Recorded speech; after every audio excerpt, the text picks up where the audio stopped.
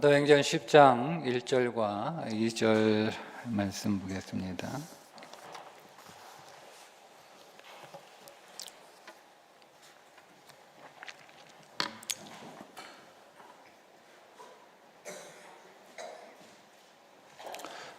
우리 함께 읽겠습니다.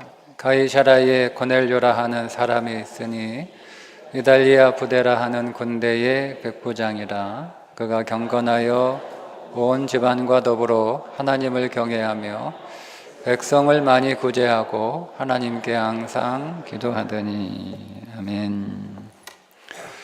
자, 오늘도 저녁에 다니엘 기도 있으니까 여러분 좀 피곤하시겠지만 돌아가셔서 다시 오시기가 좀 어려우시겠지만 그래도 함께 와서 같이 기도했으면 좋겠습니다.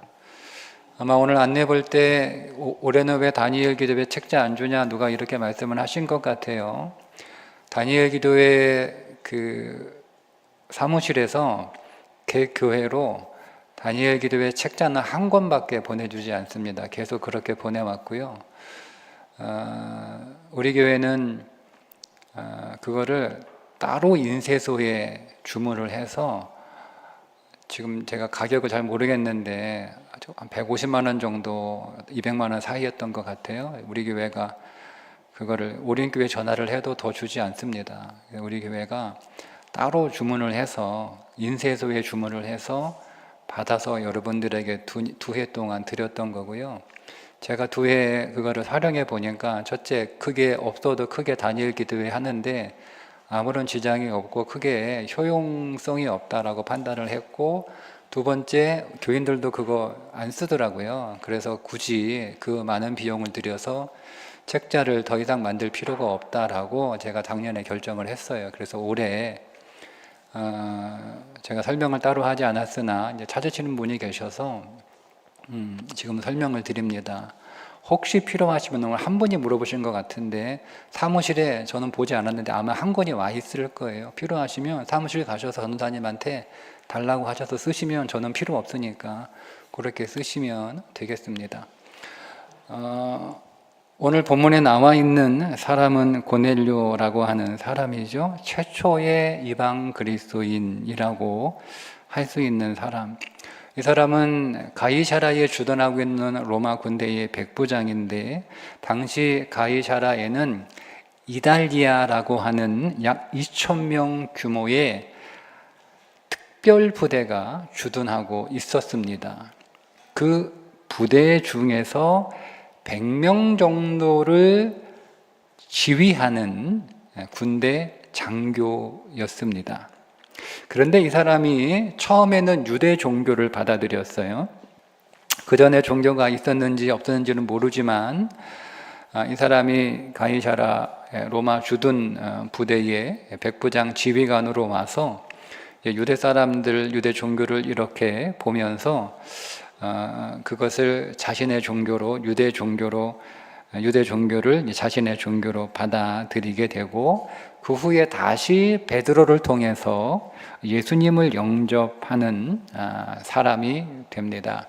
그런데 오늘 우리가 읽었던 이 본문은 이 사람이 유대교에 있을 때 어떤 사람이었는지를 보여주는 말씀입니다. 자, 이 고넬료를 가르쳐서 성경은 매우 경건한 사람이다, 경건하다 이렇게 부르고 있는데, 이게 사도행전은 의사 누가가 쓴 책이잖아요. 의사 누가는 자기가 쓴 성경, 특별히 사도행전에서 경건이라고 하는 이 단어를 그리스도인들에게는 쓰지 않습니다. 이방인과, 즉 오늘 고넬료와 그의 종에게만 경건이라고 하는 이 헬라어를 사용합니다. 그러니까 이 단어는 원래 어떤 의미를 가지고 있냐면 존경심을 표시한다, 그런 뜻이에요. 내가 부모님을 존경하는, 존경심을 표현하는 그런 행동할 때 경건이라는 단어거든요. 단어가 내가 그 신을 존경한다, 그런 존경심을 가진 태도, 행위를 가르칠 때 누가는 이 경건이라고 하는 단어를 사용합니다. 즉 고넬료는 마치 부모님을 내가 존경하는 그런 마음으로 유대 종교에 대해서, 그리고 유대 종교의 하나님에 대해서 존경심을 갖고 있었다라는 거죠. 여러분, 종교를 갖는 것과 내가 믿는 그 종교에 대해서 존경심을 갖는 건 다른 겁니다. 왜냐하면 모든 종교인들이 자기가 믿고 있는 자신의 종교에 대해서 존경심을 갖는 건 아니기 때문에 그렇습니다. 예를 들자면 모든 교인이 자기가 다니는 교회를 존중하고 예를 갖추어서 교인들을 대하지는 않잖아요. 어떤 그리스도인들은 자기가 다니는 교회를 흉보고 뒤에서 험담하는 사람도 있고, 같이 신앙생활하는 그 교인들을 무시하는 사람들도 있는 것처럼, 당시에 로마 사람이 유대 종교로 개종을 해서 유대 종교인이 되었다고 해서 그 모든 사람이 유대 종교를 존중하거나 그 유대 종교의 하나님을 존경심을 갖고 있는 것은 아니었기 때문에 이 고넬료는 좀 특별하다는 거죠. 그래서 그에게 경건이라고 하는 단어를 사용했던 겁니다. 그러니까 고넬료는 이런 의미예요. 단순히 여러 종교 가운데, 로마는 로마 신화라고 하는 엄청나게 많은 신들을 있었어요. 그 다신 사회 속에서 수많은 신들이 있는데 그 신들 가운데 유대 종교, 유대 신을 고른 종교인이 아니고 고넬료는 신앙인이었다는 겁니다. 고넬료는 종교인이 아니고 한마디로 신앙인이었다, 그런 의미예요. 그런데 도대체 동료 유대인들이 이 이방 로마 군인 고넬료의 무엇을 보고 이 사람이 종교인 아니고 이 사람은 진짜 신앙이냐, 이렇게 여러분 말했을까요? 세 가지를 보고 그렇게 말한 거예요. 첫째는 하나님을 경외했다, 둘째는 많은 사람을 구제했다, 셋째 항상 기도했다. 이 세 가지를 보고 이 사람은 종교인 아니야, 진짜 신앙이냐, 이렇게 얘기를 했다는 거예요. 저는 이 고넬료의 그 사도행전 10장을 쭉 이렇게 묵상하면서 제가 그렇게 메모를 해뒀어요. 이 고넬료의 이 경건이 우리의 섬김에 적용을 하면 우리의 섬김이 경건한 섬김이 될 수 있겠다, 그렇게 해서 메모를 해두었다가 오늘 설교를 하게 됐는데요. 여러분, 경건한 섬김이 있다는 말은 내가 섬기면서 불경건한 섬김도 있다는 뜻이에요.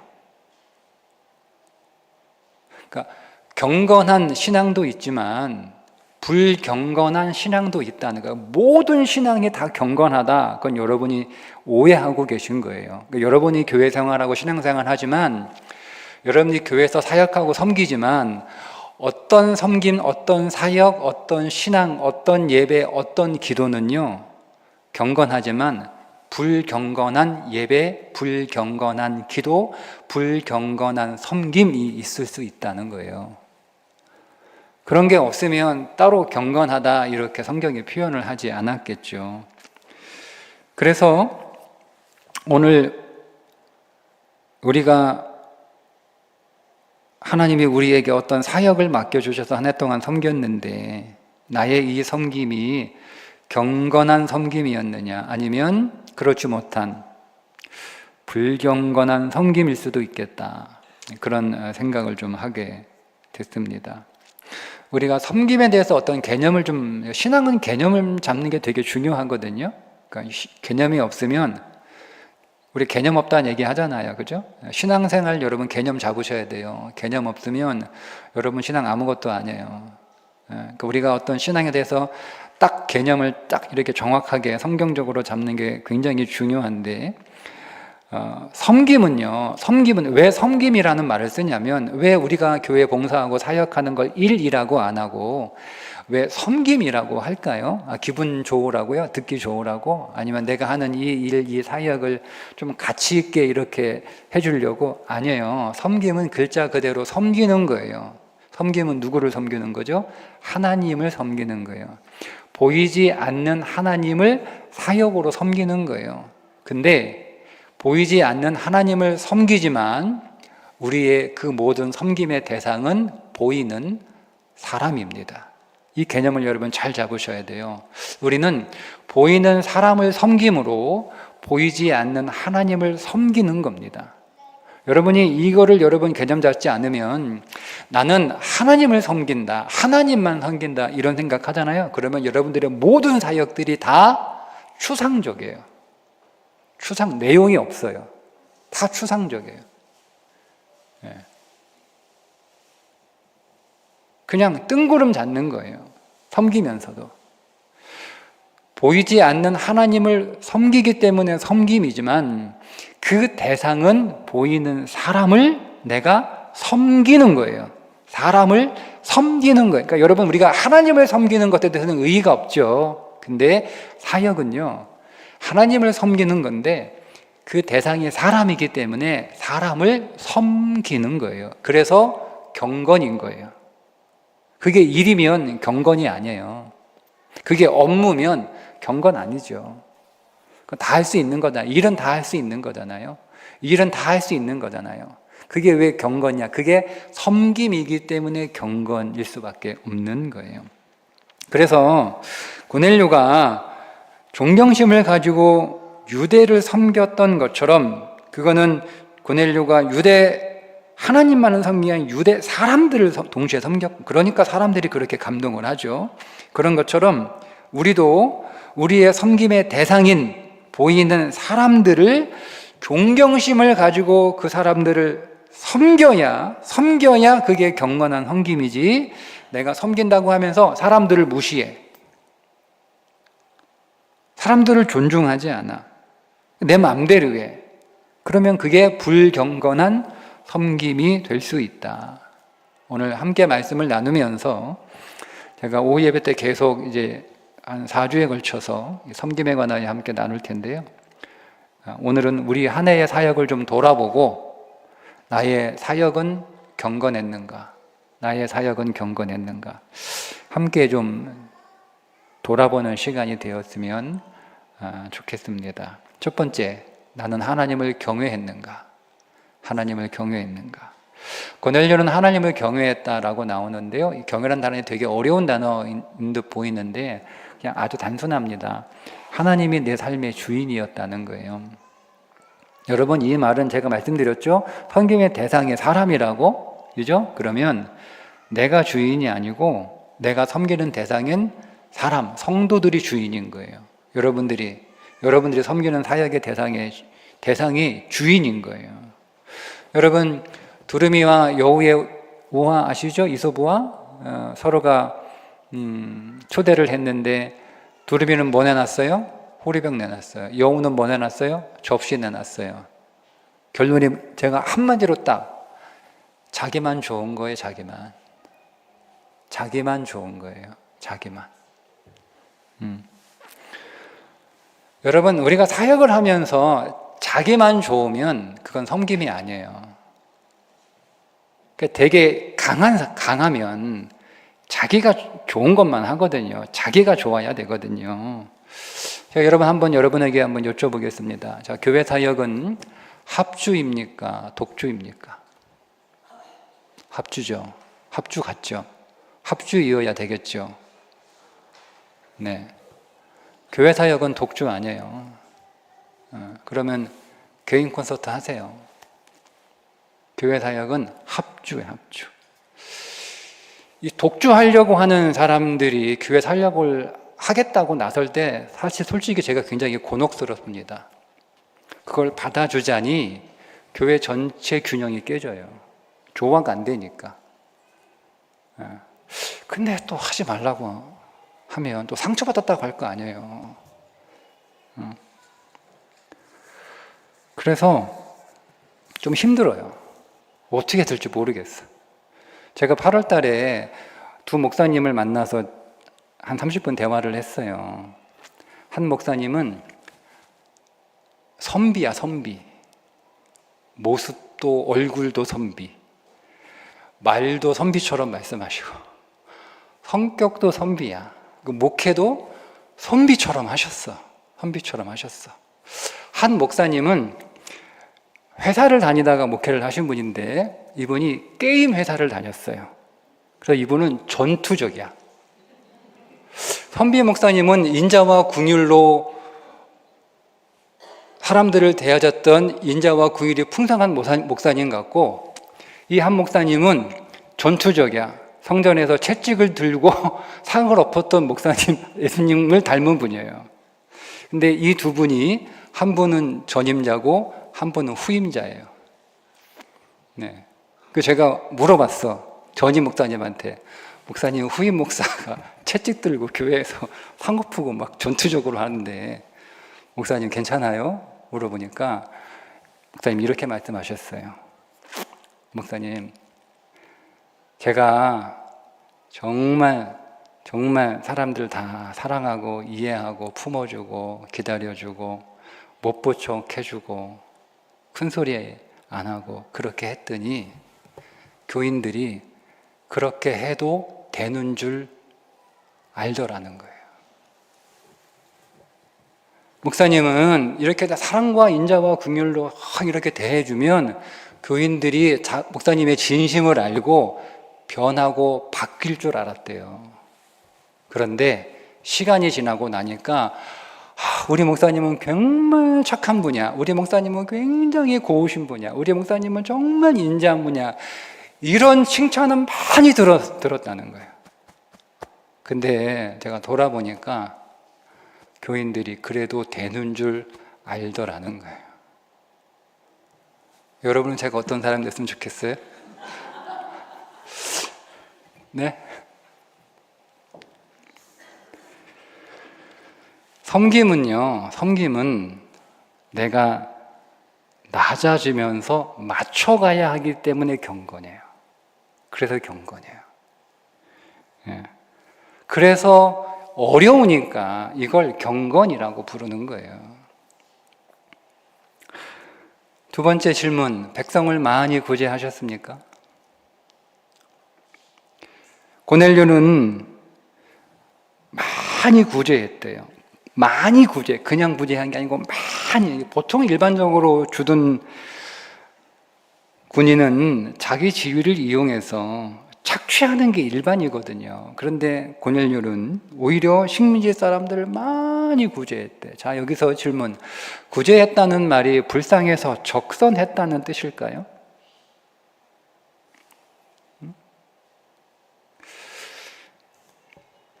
제가 어릴 때 제가 좀 이렇게 제 마음에 좀 새겼던 게 하나 있는데요.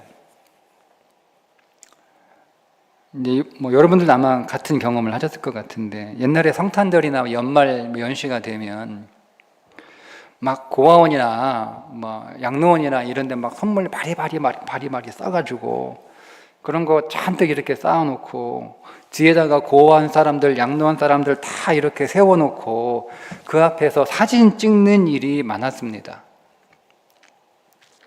그렇게 사진 찍고 막 신문에 막 대문짝만하게 막 기사를 이렇게 내요.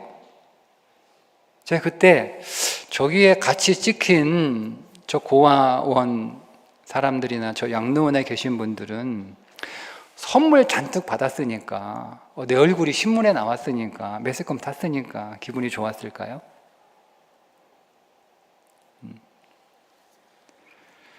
선물을 받은 게 아니라 적선을 받은. 여러분, 구제는 적선이 아니에요. 구제는 인격적으로 대접해 주는 거예요. 여러분, 구제와 적선을 혼동하시면 안 돼요. 적지 않은 성도들이요, 적선해 놓고 자기가 구제했대요. 섬김을 할 때는요, 내가 섬기는 그 대상을 인격으로 대해서 정말 존중해야 되거든요. 그래서 그게 섬김이에요. 섬김을 받는 사람이 내가 소중한 대접을 받았다, 이런 느낌을 줘야 돼요. 그게 섬김이에요. 그렇게 하려면 까다로울 수밖에 없다. 까다로울 수밖에 없다. 지금은 제가 조금 덜 까다롭죠? 저하고 같이 교회 일을 해보신 분들은 목사님 까다롭다라고 이제 그때는 얘기 안 하더니 지금은 이제 해요.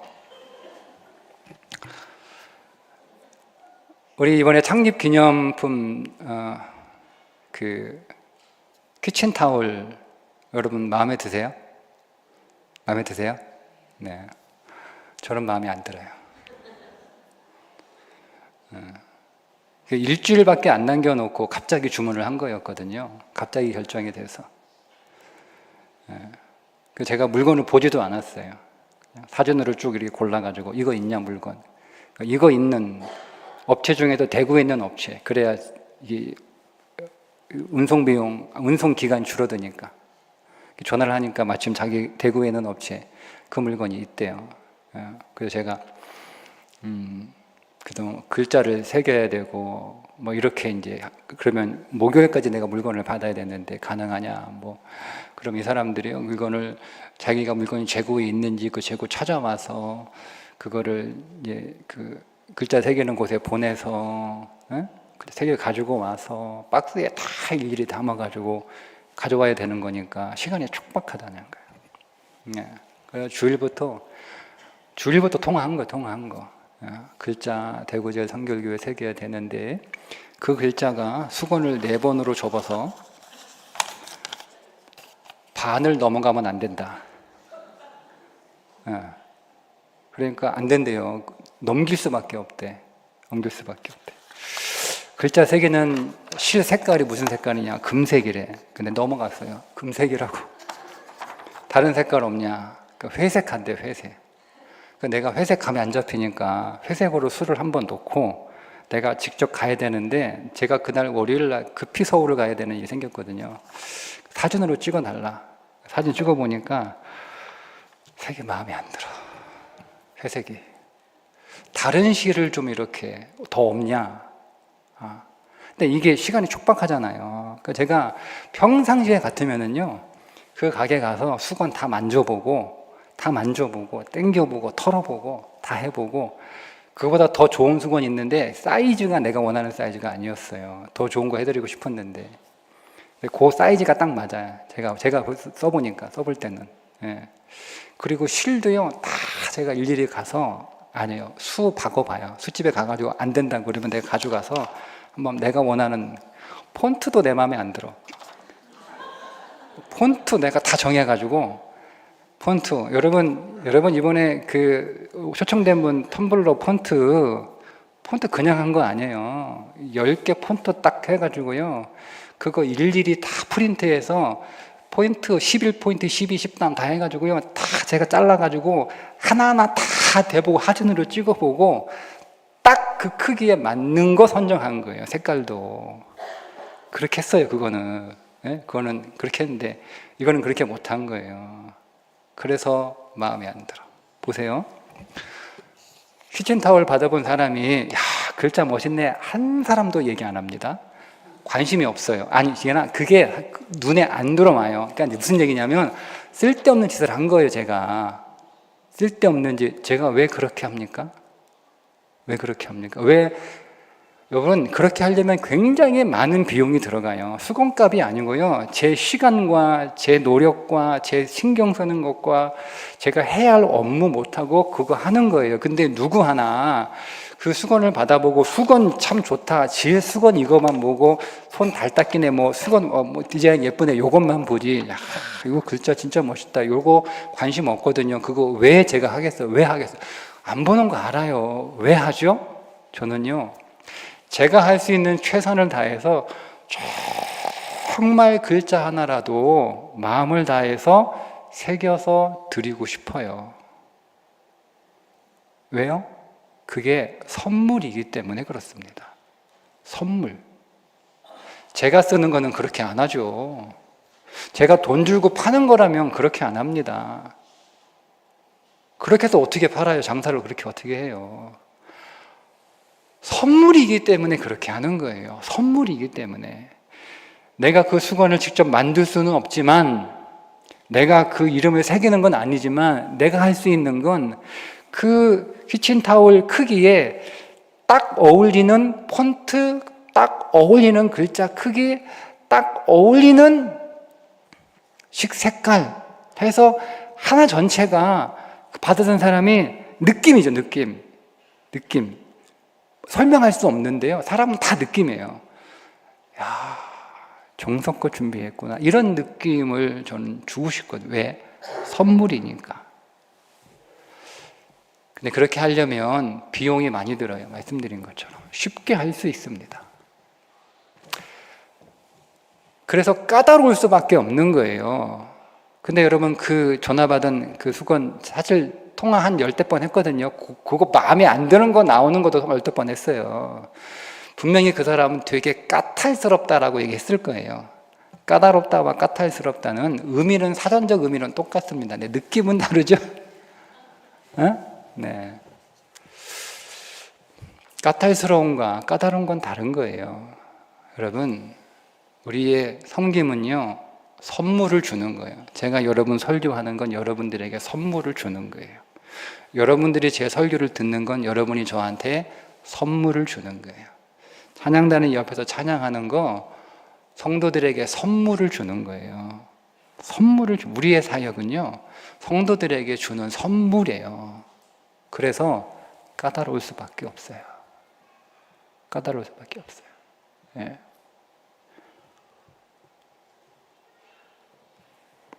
그래서 구제를 경건이라고 부르는 거예요. 세 번째, 기도하셨습니까? 섬김은 기도로 해야 됩니다. 두 가지 이유 때문에. 첫째는 뜻의 문제이기 때문에. 내 아이디어, 내 생각 아니어야 때문에. 이거 내 아이디어야, 이거 내 생각이야, 내가 이렇게 하자고 그랬어. 그게 아니어야 되기 때문에 기도해야 되는 거예요. 주의 뜻이어야 되기 때문에 기도해야 돼요. 하나님의 생각이고 하나님의 뜻이고 성령이 주신 아이디어고 내 것이 아니라 주의 것임에 주님의 것이어야 되기 때문에 기도하셔야 됩니다. 두 번째, 능력의 문제이기 때문에 기도해야 됩니다. 내 힘, 내 능력, 내 수고, 내 재능, 내 실력 아니어야 되기 때문에. 섬김의 영광은 오직 한 분 그리스도이신 줄 믿습니다. 때문에 기도해야 되는 거예요. 섬김의 목적도 그리스도이어야 되고 섬김의 내용도 그리스도이어야 되고 모든 것이 다 그리스도로부터 와서 모든 것이 다 그리스도를 향해야 되기 때문에 기도해야 됩니다. 그래서 경건입니다. 정리합니다. 세 가지. 우리는 섬기면서 얼마나 더 경건해졌는가? 누가 주인공인가? 누가 주인공인가? 내가 주인공인가? 불경건한 섬김입니다. 두 번째, 인격으로 대했는가? 섬김의 대상이 사람이에요, 여러분. 사람을 섬기는 거예요. 인격으로 대했는가? 존중했는가? 배려했는가?